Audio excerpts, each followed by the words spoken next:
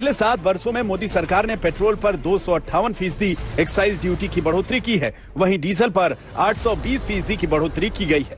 Petrol का भाव 25 रुपए पाव। अब ये नारा लगने लगा है, महंगाई गई तेल लेने। ये स्थिति पैदा हो गई है। कई ऐसे राज्य हैं जहां पर 100 रुपए को पेट्रोल की कीमतें क्रॉस कर चुकी हैं। ये हालत देश की क्यों बन गई? यहां पर 4 मई के बाद से पेट्रोल और डीजल की कीमतों में 23 बार बढ़ोतरी की जा चुकी है।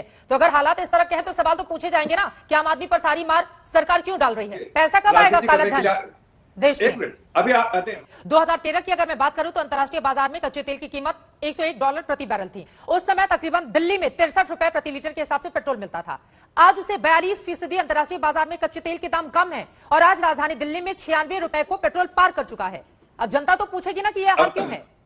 पेट्रोल पर 60% और 54% डीजल पर यह स्थिति है करों का, और ये दोनों को लेकर ही है। केंद्र सरकार की ओर से जो लगाया जा रहा है और राज्य सरकारों की ओर से लगाया जा रहा है। तो आप भी राज्य एग्जाम्पल बन जाए, वही कम कर दे ताकि लोगों को राहत मिले। मुझे लग रहा है ठीक है जफर साहब, ठीक है जफर साहब, लेकिन सरकार आप है ना, महंगाई कम करना आपकी जिम्मेदारी है। सारे सवाल विपक्ष से पूछे जाएंगे तो 7 सालों से जो वादा कर रहे हैं वो पूरे कब करेंगे? नहीं जाते हैं उस पर। अजय आलोक जी, ठीक है, अब बाकी भी दोनों लोगों को बोलने देते हैं। वो दो लोग भी बहुत धैर्य से इंतजार कर रहे हैं। अजय आलोक जी, देखिए कृषि मंत्री की ओर से बयान, चूंकि सरसों के तेल का जिक्र यहाँ पर गौरव वल्लभ जी ने किया है, उनकी ओर से बयान दिया गया है कि दरअसल अब किसी प्रकार की कोई मिलावट नहीं होती है, इस वजह से सरसों के तेल के दाम बढ़ा लिए गए हैं। सर ये कोई बात होती है? दाम बढ़ते हुए चले जा रहे हैं, अगर बड़े बड़े मंत्री और नेता इस तरह की बातें करेंगे तो जनता के ऊपर क्या बीतेगी? सावन के अंधे को अक्सर हर चीज हरी भरी ही नजर आती है। नमस्कार दोस्तों, मैं हूं शैलेंद्र कुमार। आशा करता हूं आप सब लोग अच्छे होंगे, स्वस्थ होंगे।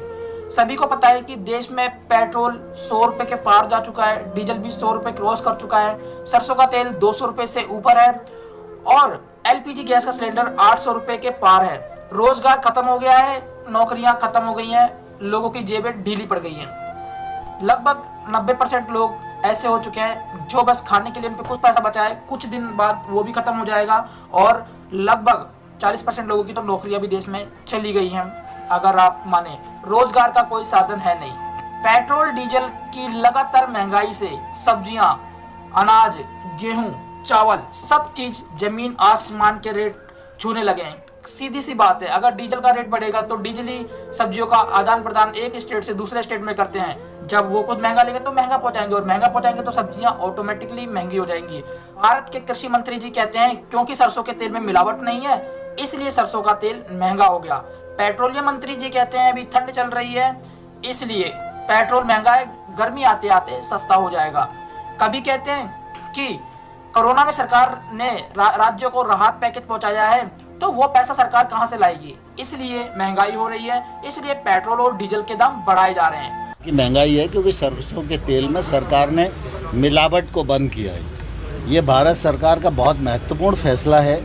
इस फैसले का फ़ायदा देश भर के किसानों को होने वाला है जो तिलहन में काम करते हैं, सरसों में काम करते हैं, और लेकिन जो भी भाव बढ़ेंगे उन पर सरकार की। कोरोना के कारण हमको अनेक विकास के काम करना पड़ रहा है। भारत सरकार को करना पड़ रहा है, राज्यों को भी करना पड़ रहा है। इसीलिए कुछ टैक्स राज्य और केंद्र दोनों मिलकर इकट्ठा करते हैं। तो मैं आपसे जानना चाहता हूं और जनता आपसे जानना चाहती है, मंत्री महोदय जी, क्या सारा टैक्स आप पेट्रोल और डीजल से ही वसूल लेंगे? क्या पेट्रोल और डीजल ही आपकी एक आय का साधन है? क्या दूसरा कोई रोजगार आप नहीं ऐसा ला सकते हैं जिससे कि लोगों को पेट्रोल डीजल में कुछ राहत मिले? आज तक पे एक डिबेट चलती है हल्ला बोल की, चित्रा त्रिपाठी जी की बहस चल रही है। आइए आपको अगर बहस दिखाते हैं, उसके बाद आपको बताते हैं रीजन क्या है। पेट्रोल का भाव 25 रुपए पाव। अब ये नारा लगने लगा है, महंगाई गई तेल लेने। ये स्थिति पैदा हो गई है। कई ऐसे राज्य हैं जहां पर 100 रुपए को पेट्रोल की कीमतें क्रॉस कर चुकी हैं। ये हालत देश की क्यों बन गई? जफर इस्लाम साहब, कि सरकार ने अपने खजाने बिल्कुल गरीब आदमी के लिए खोल दिया।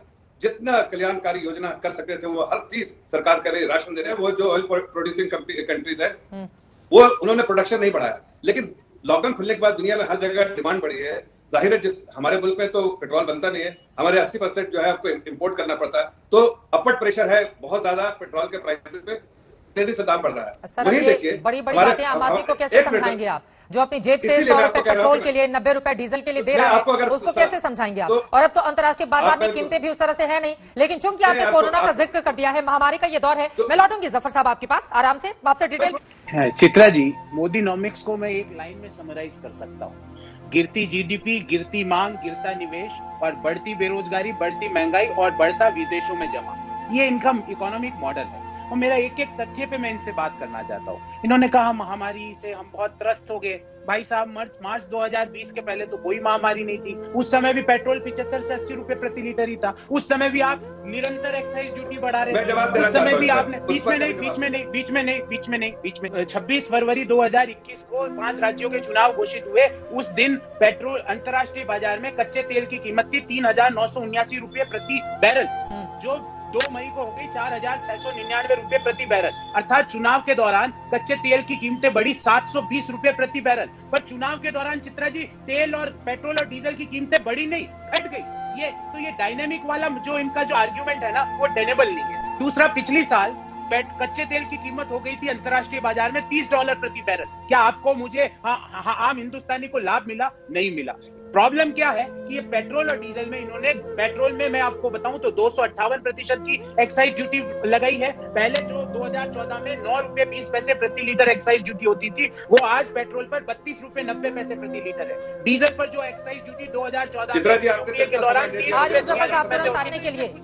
मैंने तो इनसे पूछा, चित्रा जी, मैंने 2 बातें बोली। बांग्लादेश में कोरोना नहीं है क्या? चीन में कोरोना नहीं है क्या? वियतनाम में कोरोना नहीं है क्या? यूएस में नहीं है क्या? यूके में नहीं है क्या? वो लोग क्यों अपने पेट्रोल डीजल ठीक है, तमाम पर 4 मई के बाद से पेट्रोल और डीजल की कीमतों में 23 बार बढ़ोतरी की जा चुकी है। तो अगर हालात इस तरह के हैं तो सवाल तो पूछे जाएंगे ना कि आम आदमी पर सारी मार सरकार क्यों डाल रही है? और उधर स्विस बैंक में कालाधन बढ़ता जा रहा है। जिस तरह के आरोप, बड़ी बड़ी बातें आप लोग कहते हैं लेकिन मेन मुद्दे पर जवाब नहीं देते हैं। ये सरकार गरीबों की चिंता करती है। ये सरकार खजाना खोल देती है गरीबों के लिए। आपने कभी बिजली, पानी, सड़क, घर पे अगर किसी के पास छत नहीं तो छत देने का काम 2014 के बाद किया।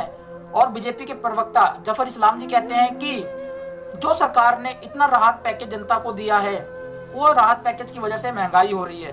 वो राहत पैकेज जनता को पहुंचाया, जनता को सरकार ने बड़े बड़े तोहफे दिए हैं, सरकार ने उज्ज्वला योजना बांटा है।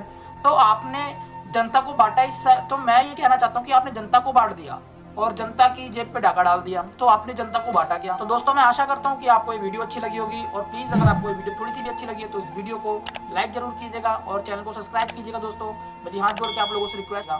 धन्यवाद। मिलते हैं आपसे अगली वीडियो में नए टॉपिक के साथ। तब तक के लिए जय हिंद, जय भारत।